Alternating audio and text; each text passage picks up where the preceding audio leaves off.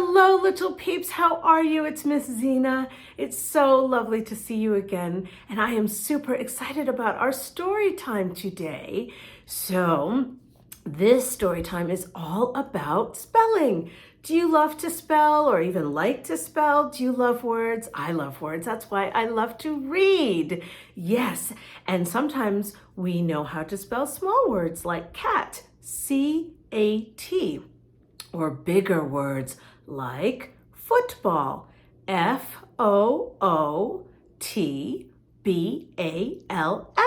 Yes, that's right. So we are going to have a song after our story, and I hope you will sing along and spell along. And now we first are going to read Stacy's Extraordinary Words. Yes, that's right. So now I'm going to come a little bit closer so you can see. Are you ready? Here I come. Okay. Stacy's Extraordinary Words, written by Stacey Abrams and illustrated by Kitt Thomas.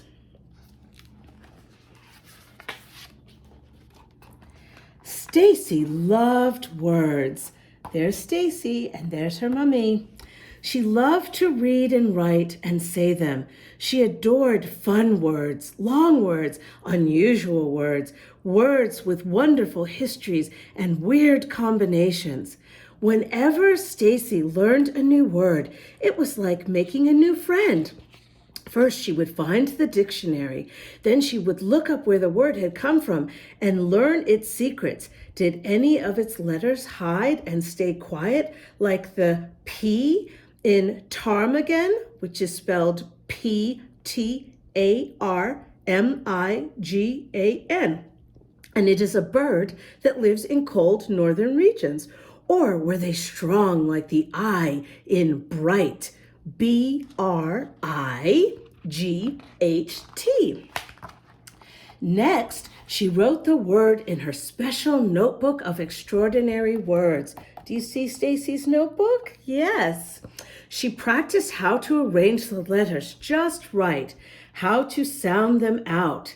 That's because she loved spelling interesting words most of all. With her favorite words, she would try to remember their quirks, what made them special. When she saw a super long word like onomatopoeia, spelled O-N-O-M-A-T-O-P-O-E-I-A, a funny word to describe the sounds of other words, she had to jump and sway. Words like duckling, D-U-C-K-L-I-N-G, made her grin. Persnickety, spelled P-E-R-S-N-I-C-K-E-T-Y, tickled her tongue. Sometimes Stacy thought that words understood her better than people did. When she sat by herself during recess, they never teased her about being quiet. There's Stacy sitting by herself at recess while her friends are playing. Or about being clumsy when she fell, or awkward when the joke in her head came out wrong. That's hard sometimes, isn't it? When she read books under the covers, words never told her to go to sleep. Words understood why she was grumpy or anxious. In fact, words helped her explain what she was feeling, if only to herself. And there's Stacy reading under the covers with a flashlight or a torch. One day, Stacy's teacher, Mrs. Blakesley, asked her to wait after class. She squirmed in her seat because she was afraid she had done something wrong.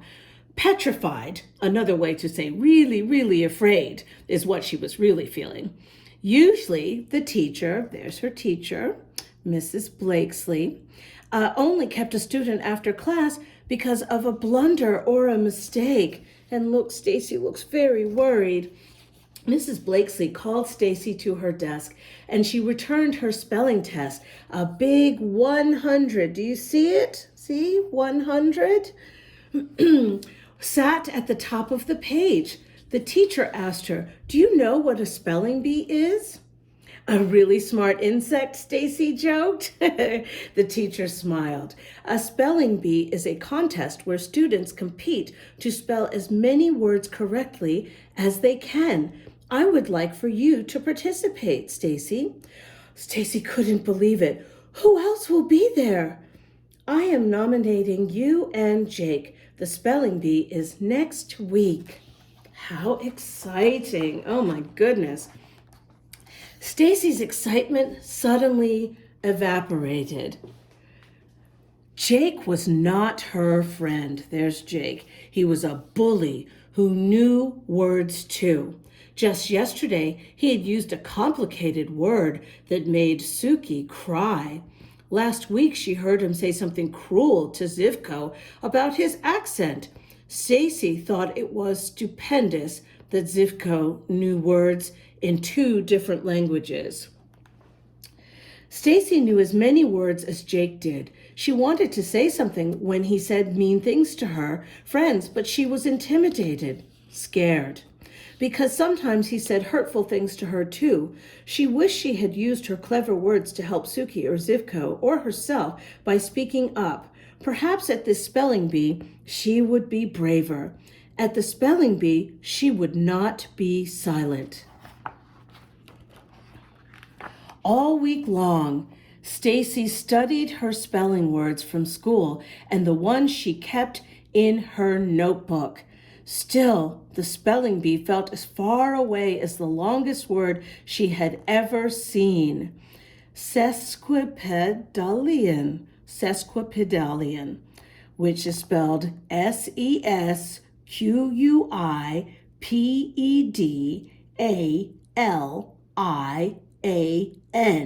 and it means a fancy way to describe words with lots of syllables, just like that word, sesquipedalian. So the days of the week were monotonous, torturous, and sluggish. Monotonous is spelled Monotonous, and torturous, Torturous, and sluggish, Sluggish. Monotonous means kind of boring. Torturous is really hard, and sluggish is just tiring. Stacy wished for the week to whisk its days away. Finally, the morning of the spelling bee arrived. Stacy walked into the county library with her mother, holding her hand tight. Mama gave her a big hug and whispered into her ear, "Just do your best. Your dad and I are very proud of you." Stacy followed her teacher to the room where the other students waited until it was time to go. Then they went on stage. The announcer explained the rules. Kids stepped up to the microphone. You see, there's the microphone right there. One by one to get their word. If they spelled it right, the announcer told them so. But if they made a mistake, a bell would ring. Ding!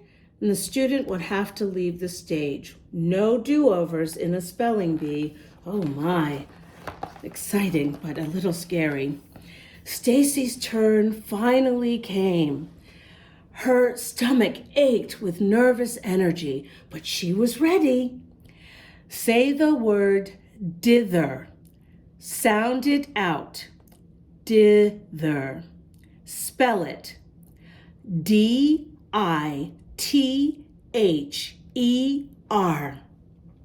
That is correct. Yay! Stacy spelled it correctly. The announcer called on the next student and the next. Promptly, enormous, shudder, transportation, craggy, reception, village, lots of good words and big words. Finally, only 3 contestants remained. 1, 2, there's Stacy. 3, there's Jake. And so Stacy and Jake and a girl from another school. The girl went up to spell her word. Ding! She had spelled chocolate without the second O. So it should be Chocolate. Oh, the poor little girl from the other school. We are down to our final 2 contestants, the announcer told the audience. Oh, the suspense. Jake took a long time to spell except, E-X-C-E-P-T. Stacy got squeezed, but she remembered the lost letters she adored. So it's like Q and Z. So S-Q-U-E-E-Z-E-D, squeezed. Jake tackled clambering, which means to climb all over. C-L-A-M-B-E-R-I-N-G. Stacy conquered disengage. D-I-S-E-N-G-A-G-E. Then Jake defeated geometry. Geometry is a kind of math.